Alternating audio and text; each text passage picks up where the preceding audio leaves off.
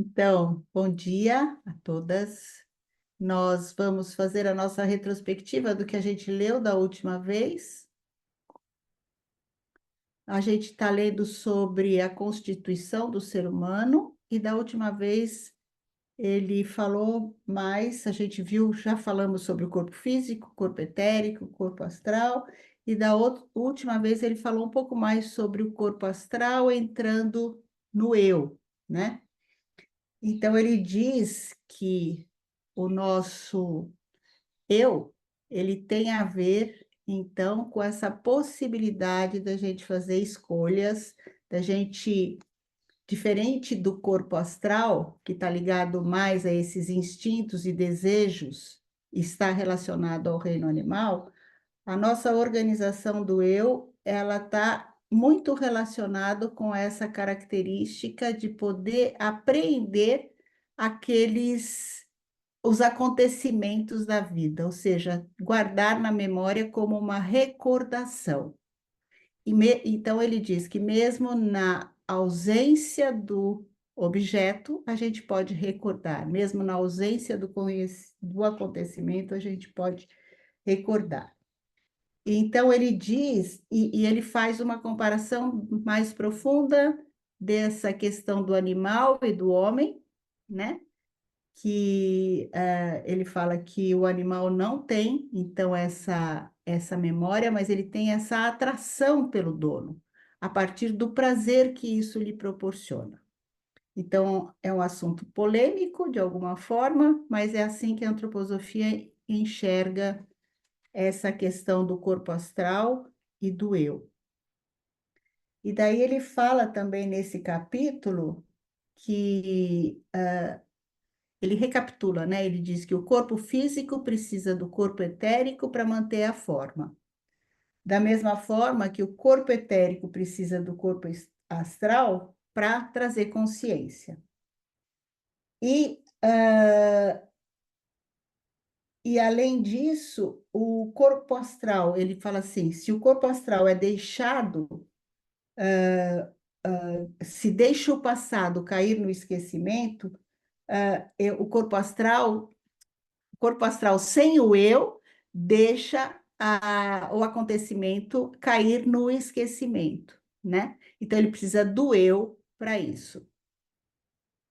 Então, a morte está para o corpo físico, o sono está para o corpo etérico e o esquecimento é para o corpo astral. E o eu tem essa possibilidade, então, de recordar. Então, assim, acho que a gente leu um pouquinho, né, da última vez, e basicamente é isso que ele está falando. Se vocês quiserem.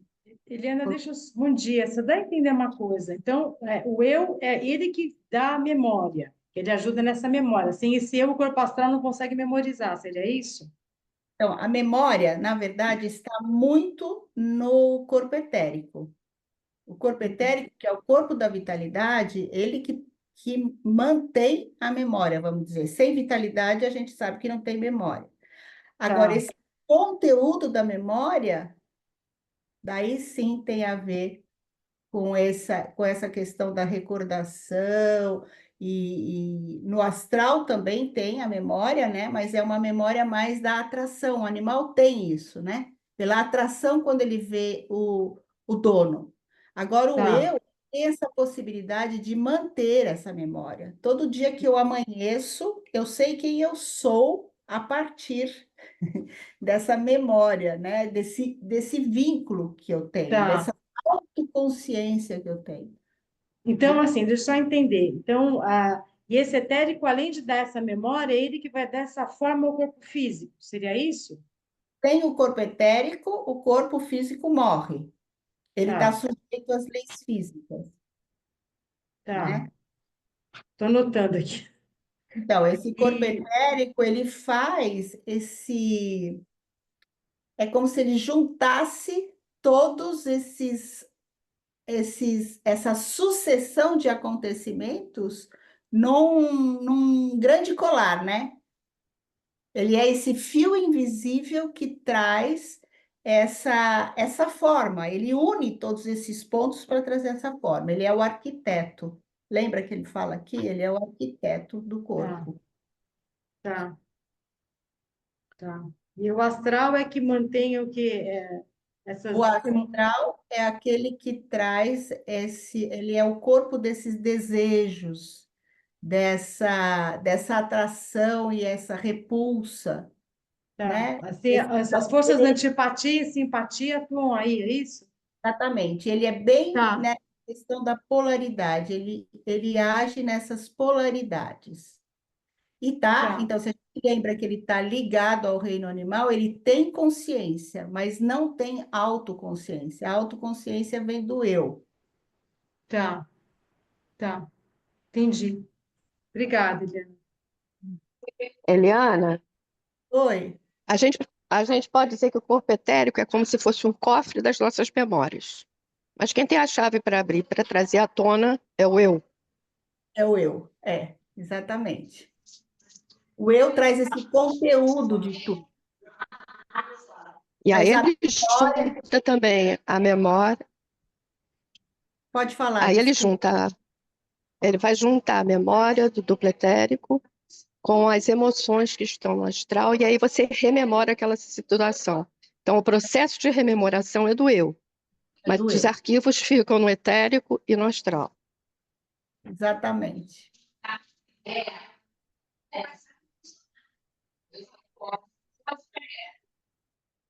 Eu acho que tem alguém.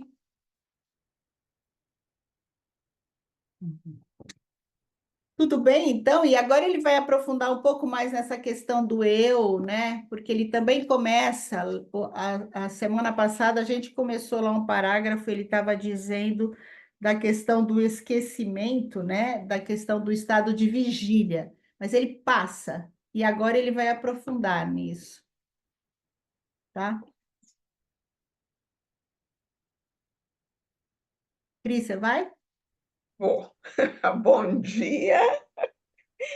Então, hoje, 26 de novembro, nós vamos continuar a leitura na página 52 da quinta edição, segundo parágrafo. Para o eu, a recordação e o esquecimento significam algo absolutamente semelhante ao que os estados de vigília e sono significam para o corpo astral.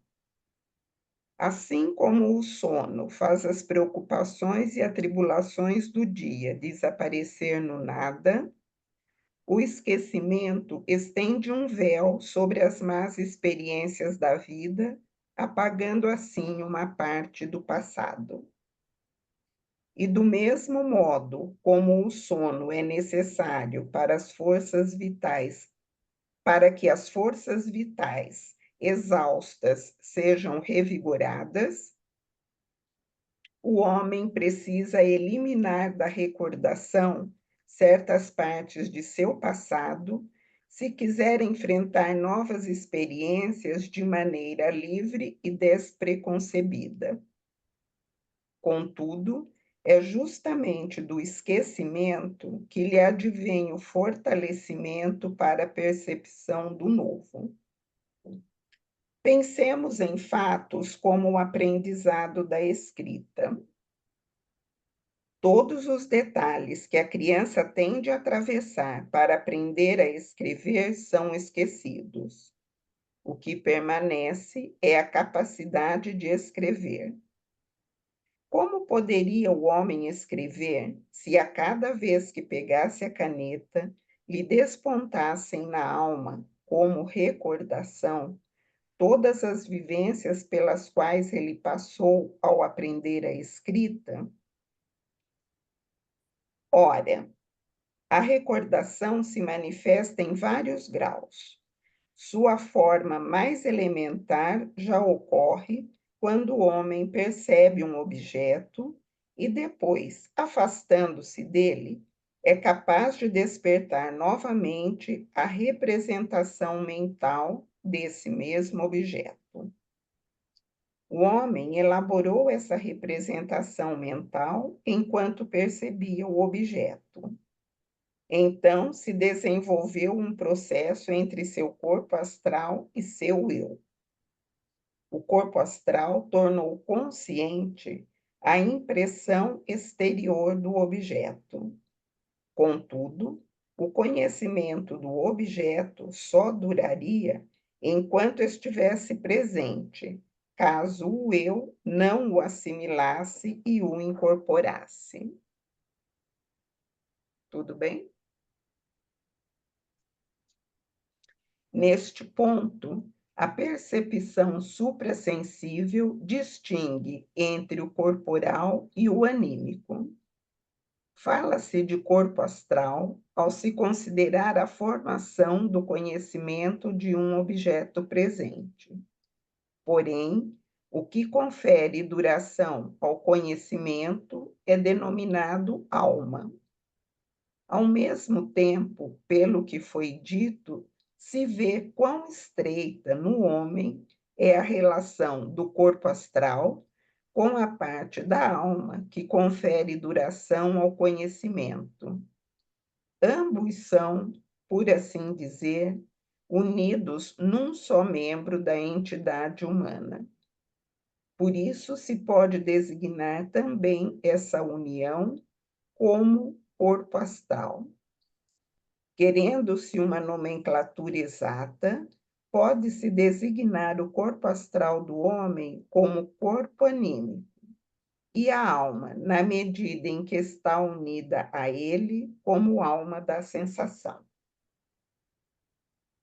Por isso que a gente se confunde toda, cada hora é um nome, né?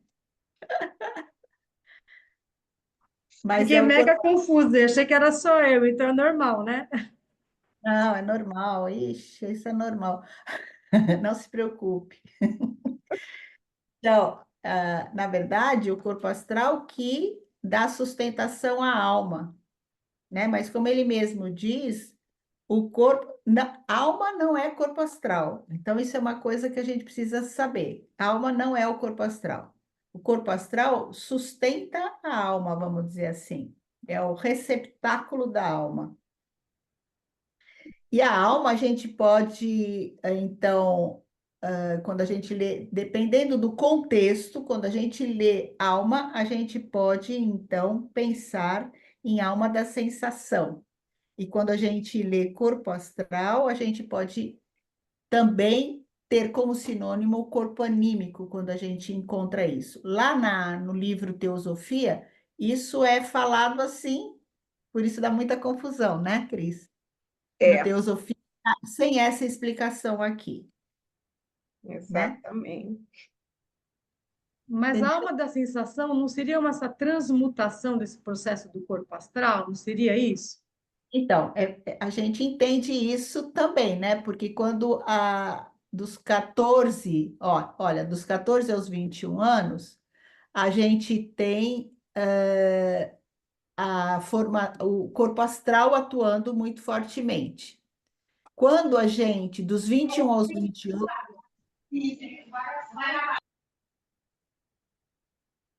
dos 21 aos 28 anos, então, existe uma transformação do corpo astral em alma da sensação. Você está certa. É isso que acontece, né?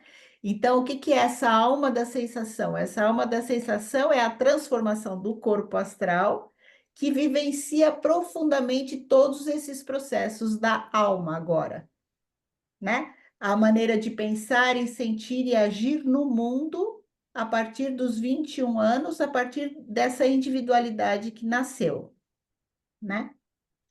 Então, a gente tem que fazer essas analogias e não fechar muito. A gente fecha nos quadradinhos para a gente poder entender, mas isso é bastante amplo, né? Melhorou, Ana Rita, ou piora? Não, melhorou, obrigada. É que a minha cabeça. Gente, se vocês conseguissem ver minha cabeça aqui, só falta sair fumacinha. Sim, mas todo mundo, mas não fecha, né? Vai abrindo os conceitos, né? Podemos seguir? O eu ascende a um grau superior de sua natureza quando dirige sua atividade àquilo que ele, pelo conhecimento das coisas, tornou sua propriedade. Esta é a atividade pela qual o eu se desliga cada vez mais dos objetos da percepção para atuar no que lhe é próprio. A parte da alma relacionada com isso pode ser chamada de alma do intelecto ou da índole. Tanto a alma da sensação como a alma do intelecto têm como característica operar com o que assimilaram graças às impressões dos objetos percebidos pelos sentidos, conservando isso na recordação. Nisso, a alma está completamente entregue a algo que, para ela, é exterior. Ora, ela recebeu de fora também aquilo que transforma em sua propriedade por meio da recordação. No entanto, pode transcender tudo isso, pois não é apenas alma da sensação ou da índole. A percepção suprassensível forma mais facilmente uma ideia dessa transcendência quando focaliza um fato simples, bastando apreciá-lo em seu significado abrangente. Trata-se do fato de, em toda a abrangência da linguagem, só existir um nome que, por sua natureza, se distingue de todos os demais. É justamente o nome eu. Esse eu vai aparecer nesse parágrafo sempre entre aspas. Qualquer outro nome pode ser dado por qualquer pessoa ao objeto ou ser que lhe corresponda. O eu, como designação para um ser, só tem sentido quando esse ser o aplica a si próprio. Nunca a palavra eu pode dirigir-se de fora ao ouvido de um homem como designação para ele. Apenas o próprio ser pode aplicá-lo a si mesmo. Eu sou um eu apenas para mim. Para todos os demais, eu sou um tu, e cada outro é um tu para mim. Esse fato é a expressão exterior de uma verdade profundamente significativa. A verdadeira essência do eu é independente de tudo o que seja exterior. Por isso, seu nome tampouco pode ser chamado de parte alguma do exterior. As confissões religiosas que souberam manter conscientemente suas relações com a visão suprassensível chamam, portanto, a designação eu de o impronunciável nome de Deus. Ora, é justamente ao indicado acima que se alude ao empregar essa expressão. Nada de exterior tem acesso à parcela da alma humana que aqui focalizamos. Aqui trata-se do secreto santuário da alma. Apenas um ser da mesma natureza da alma tem acesso a ele. O Deus que habita no homem fala quando a alma se reconhece como eu. Assim como a alma da sensação e a alma do intelecto vivem no mundo exterior, um terceiro membro da alma emerge no divino quando esta se eleva à percepção de sua própria essência.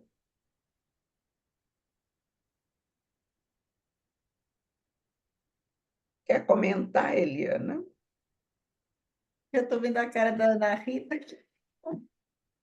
Ana Rita. Então, porque ele está falando desse eu. Esse eu nasceu aos 21 anos, né? mas ele já vem se anunciando. Então, não sei se isso pode facilitar. Ele vem se anunciando. Então, aos 3 anos, ele se anunciou, né? A criança começa a se denominar como eu. Ninguém pode ensinar isso para ela, né? Isso brota dela, né? Ela deixa de falar João quer, né? Ou sei lá o quê, mas assim, eu quero agora, né? Então ninguém ensina. Depois, por volta dos 9 anos, esse eu se anuncia outra vez, né? Com alguns ensimesmamentos, essa separação maior que tem, né? A mãe começa a ter defeitos, né? Já não é, né? Então começa a aparecer isso aí aos 9 anos, depois aos 18 e aos 21 anos, quando ele nasce. E daí, quando ele nasce para esse mundo externo, né? Para essa alma da sensação. Eu preciso ter sensações do mundo, né? Eu preciso perceber o mundo racionalmente e afetuosamente, vamos dizer assim, né? E culmina na essência. Eu preciso perceber a minha essência, que é aqui, ele está falando da alma da consciência, pelo que eu entendi, né? Então, é nesse sentido, ele está explicando esse eu, né? Seria muito mais simples se ele dissesse assim: o eu tem a ver com essa essência de cada um, com as questões dos nossos talentos, nossas predisposições, a nossa moralidade, né? Tem a ver com andar, falar e pensar, né? Então, mas ele vai rebuscando aqui, eu acho que ele vai chegar lá, eu não me lembro mais, mas eu acho que ele vai falar disso, mas por enquanto ele está explicando esse nascimento do eu e como que Tá, isso se apresenta no mundo, pelo que eu estou entendendo. tá. Então ele está caminhando para uma da consciência. Aí quando fala assim para mim fica mais fácil. Seria isso? Ele está tentando descrever essa alma da consciência. Não, ele tá falando que esse eu se manifesta exteriormente a partir da alma da sensação, da razão e da índole, e quando ele fala assim, a percepção da própria essência, me parece a alma da consciência. E agora vamos ver o que ele vai trazer. Obrigada, gente. Vamos lá. A este respeito, poderia facilmente surgir o mal-entendido de que tais concepções estivessem considerando idênticos Deus e o eu. No entanto, elas não afirmam em absoluto que o eu seja Deus, mas apenas que é da mesma espécie e natureza do divino. Porventura, se pretende que a gota d'água retirada do mar seja o mar, ao dizer que ela é da mesma essência ou substância que o mar? Querendo-se usar uma comparação, pode-se dizer que o eu se relaciona com o divino do mesmo modo como a gota d'água com o oceano. O homem pode encontrar em si um elemento divino, porque seu ser primordial foi extraído do divino. Portanto, por meio deste, o homem adquire um terceiro membro anímico, um conhecimento interior de si mesmo, do mesmo modo como, por meio do corpo astral, adquire um conhecimento do mundo exterior. Por conseguinte, a ciência oculta pode denominar esse terceiro membro da alma também como alma da consciência. Assim, no sentido ciência espiritual, a parte anímica do homem compõe-se de 3 membros: alma da sensação, alma do intelecto e alma da consciência, do mesmo modo como a parte corpórea consiste em 3 membros: corpo físico, corpo etérico e corpo astral. Tudo bem? Erros psicológicos de observação, semelhantes àqueles já mencionados quanto ao julgamento da capacidade de recordação, também dificultam o correto entendimento da natureza do eu. Muito do que se acredita compreender é tomado como refutação ao argumento apresentado acima, quando, na verdade, representa uma confirmação. Tal é o caso, por exemplo, das observações que Eduard von Hartmann faz a respeito do eu nas páginas 55 e 56 do seu, eu acho que uma tradução grosseira é assim, Bases da Psicologia. Aí vem, né, o trecho desse livro. A priori, a autoconsciência é mais antiga do que a palavra eu. Os pronomes pessoais são um produto bastante posterior da evolução linguística, possuindo para a linguagem apenas o valor de abreviações.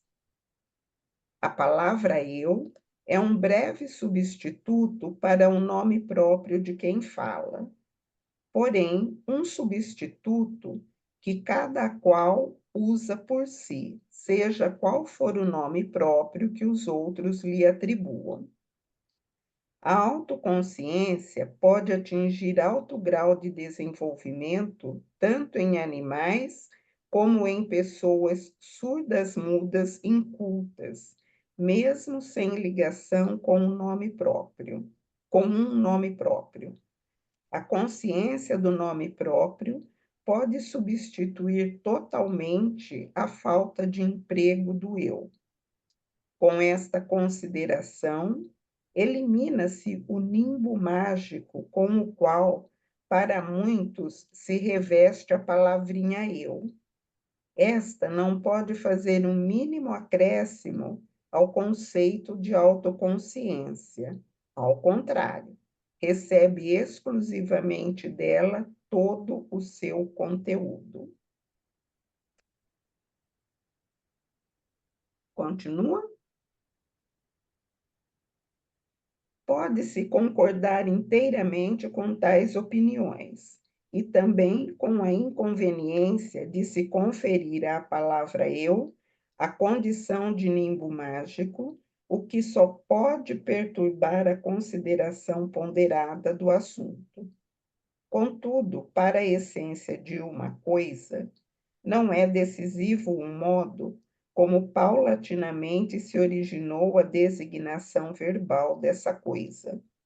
O importante é justamente que, na autoconsciência, a verdadeira natureza do eu é mais antiga do que a palavra eu, e que o homem tem a necessidade de usar essa palavrinha ligada às peculiaridades exclusivamente suas para designar aquilo que, no mundo exterior, ele vivencia de modo diferente do animal. Assim como se pode saber pouco da natureza do triângulo pela demonstração de como a palavra triângulo se formou, igualmente, tem pouca decisão sobre a natureza do eu, o que é possível saber a respeito de como surgiu o emprego do eu na evolução da linguagem.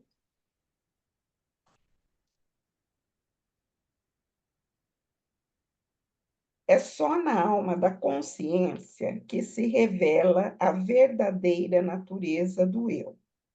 Ora, enquanto na sensação e no intelecto a alma se abandona a outra coisa, como alma da consciência, ela capta sua própria natureza. Por isso, esse eu tampouco pode ser percebido pela alma da consciência, a não ser por meio de certa atividade interior. As representações mentais de objetos exteriores são formadas à medida que esses objetos aparecem e desaparecem. E essas representações mentais continuam a agir no intelecto por sua própria força. No entanto, se quiser perceber a si próprio, O eu não pode simplesmente entregar-se a si mesmo. Ele precisa primeiro extrair sua essência de suas próprias profundezas para ter consciência dela. E é com a percepção do eu, com a autorreflexão, que se inicia uma atividade interior do eu. Mediante essa atividade, a percepção do eu na alma da consciência significa algo totalmente diverso da observação de tudo o que é transmitido pelos 3 membros corporais e pelos outros 2 membros da alma. A força que revela o eu na alma da consciência é idêntica àquela que se manifesta em todo o resto do universo. Só que ela não se manifesta no corpo e nos membros inferiores da alma de forma imediata, e sim gradativamente em seus efeitos. A manifestação mais inferior é aquela por intermédio do corpo físico. Depois de uma ascensão gradativa até o conteúdo da alma do intelecto. Poderíamos dizer que, com a subida a cada grau, cai um dos véus que envolvem a realidade oculta. Naquilo que preenche a alma da consciência, essa realidade oculta. Não. Naquilo que preenche a alma da consciência, essa realidade oculta penetra sem envoltórios no mais íntimo templo da alma. Contudo, aí ela se revela apenas como uma gota d'água do mar da espiritualidade que tudo impregna. Porém, aqui o homem deve inicialmente captar essa espiritualidade, deve reconhecê-la em si próprio, para então poder descobri-la também em suas manifestações. Tudo bem? A Maria Lúcia está. Então, é como se a gente, pelo que eu entendi que ele está querendo falar aqui, é como se a gente, a partir do nascimento do eu aos 21 anos, a gente tivesse graus desse desenvolvimento do eu, desse aperfeiçoamento do eu, que vai culminar quando você entra em contato realmente com a sua essência, a partir de um esforço de autodesenvolvimento, de compreensão de si mesmo, que começa na alma da consciência, né?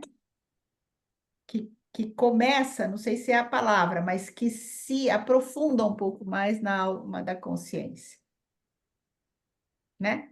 Então, é como se fosse um caminho desse desvendar deste eu, que no início você está na periferia dessa individualidade, nas sensações, né?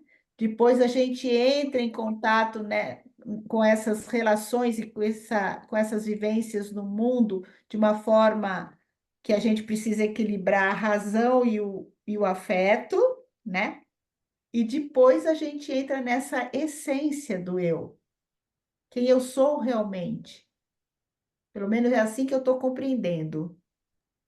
Então, é por isso que ele fala que a manifestação mais inferior é aquela por intermédio do corpo físico, seria isso? É essa graduação que você fala? É isso que ficou confuso para mim.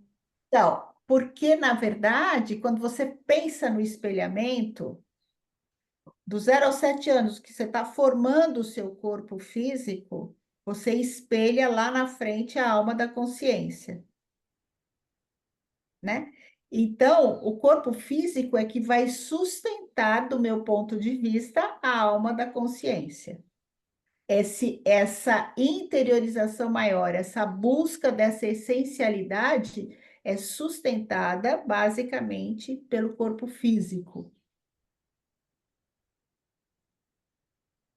É como se o desenvolvimento do corpo físico, né, nos primeiros 70 fosse a base para isso. Seria Dessa forma. Entendi, agora entendi. Tá. Depois a gente vai espelhar o desenvolvimento desse corpo etérico, vai ser espelhado na alma da razão e da índole. E do corpo astral, a alma da sensação, né? Então, estou pensando dessa forma aqui. Uhum. A Rosana ia perguntar algo? Não? Não. Então, podemos seguir?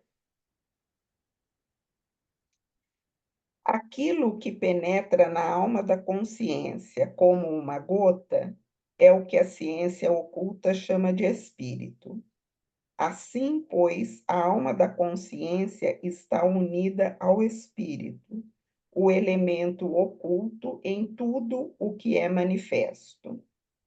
Ora, se o homem quiser captar o espírito em toda e qualquer manifestação, deve fazê-lo da mesma maneira como capta o eu na alma da consciência.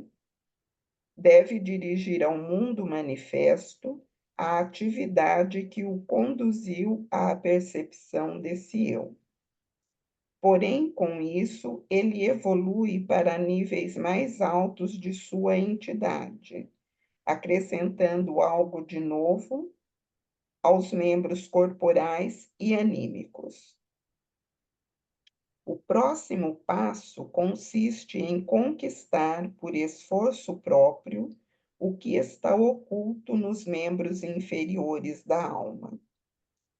Isso ocorre mediante o trabalho exercido pelo eu em sua alma. O envolvimento do homem nesse trabalho fica visível ao se comparar alguém inteiramente entregue aos apetites inferiores e aos chamados prazeres sensuais com um nobre idealista. Este último vem a ser uma transformação do primeiro, quando aquele abandona suas inclinações inferiores e se dedica a outras mais elevadas. Portanto, a partir do eu, ele atuou sobre sua alma, enobrecendo-a e espiritualizando-a. O eu tornou-se soberano dentro da vida anímica. Esse progresso pode chegar ao ponto de impedir o acesso de qualquer cobiça ou prazer à alma sem permissão do eu. Desse modo, a alma inteira se torna uma manifestação do eu, como antes o era apenas a alma da consciência. No fundo, toda a vida cultural e toda a aspiração espiritual da humanidade consistem num trabalho cuja meta é essa soberania do eu. Todo ser humano contemporâneo está empenhado nesse trabalho, quer queira ou não, quer tenha ou não consciência desse fato.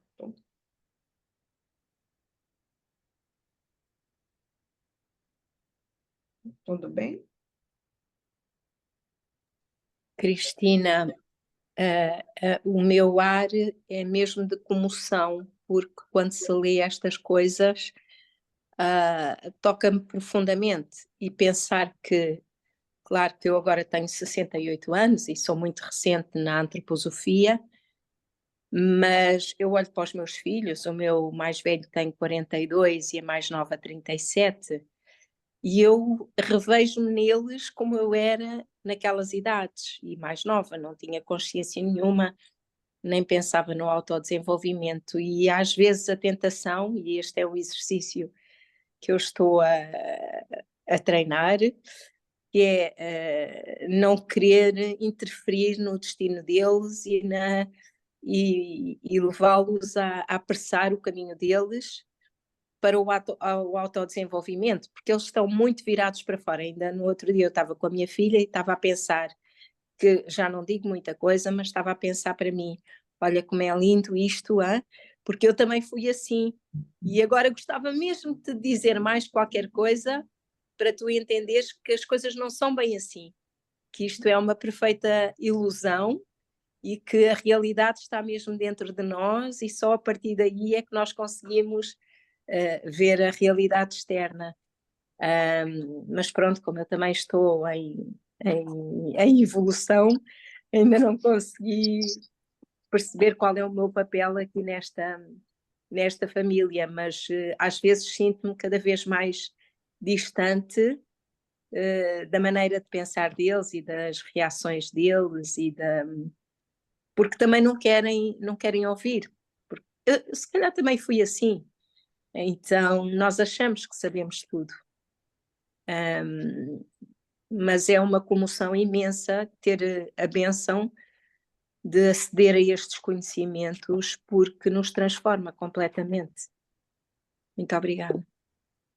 Obrigada, Lourdes. E é assim mesmo, né? Mas é bonito quando ele fala que todos estamos em evolução, ainda que não saibamos. E a gente precisa pensar assim que o Steiner traz bem amplo, mas temos que lembrar que somos indivíduos e temos que lembrar do karma.